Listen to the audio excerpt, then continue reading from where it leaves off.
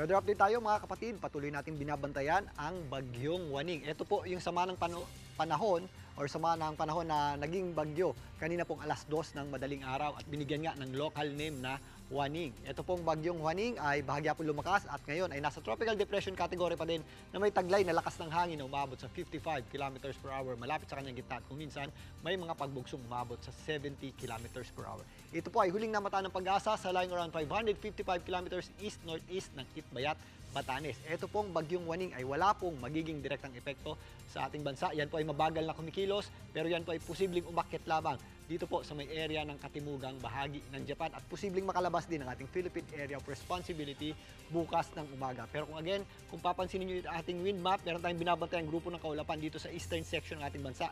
Malayo po yan sa ating landmass pero magkakaroon po yan ng posibleng sirkulasyon at posibleng ang maging low pressure area at pumasok din sa loob ng ating Philippine Area of Responsibility. At sa ngayon, hindi natin inaalis ang possibility niyan maging bagyo o yung posibleng maging bagyong isang.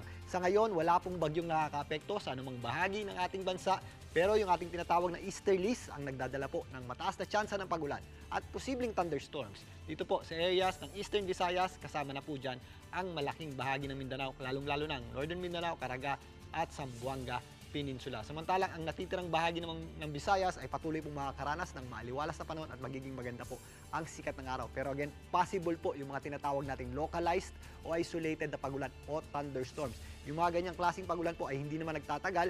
Yan din po ang nagpabaha sa ilang bahagi ng Cebu kaninang umaga. Pero kapag nagkakaroon po tayo ng mga thunderstorms, biglang buhos nga po yan ng malakas na ulan na posible pong magpaba. Kaya mag-ingat po tayo dyan.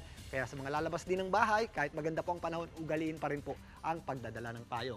Maliwalas sa panahon naman ang ating aasahan sa malaking bahagi ng Luzon. Pero again, possible pa rin po yung ating mga afternoon showers at thunderstorms. Dito nga sa Metro Manila, magiging maganda rin po ang sikat ng araw bukas ng umaga at mainit pa rin po sa tanghali. At pagsapit ng hapon, mas nagiging maula po ang ating panahon at posible rin po o tumataas ng bahagya yung ating tsansa ng pagulan at mga thunderstorms. At yan muna ang latest sa ating lagay ng panahon. Muli ako po ang inyong weather frontliner, Alvin Pura, na laging may panahon para sa iyo. Mga kapatid, Cheryl Cosing po. Maging maalam at may pakialam sa mga napapanahong issue at headlines.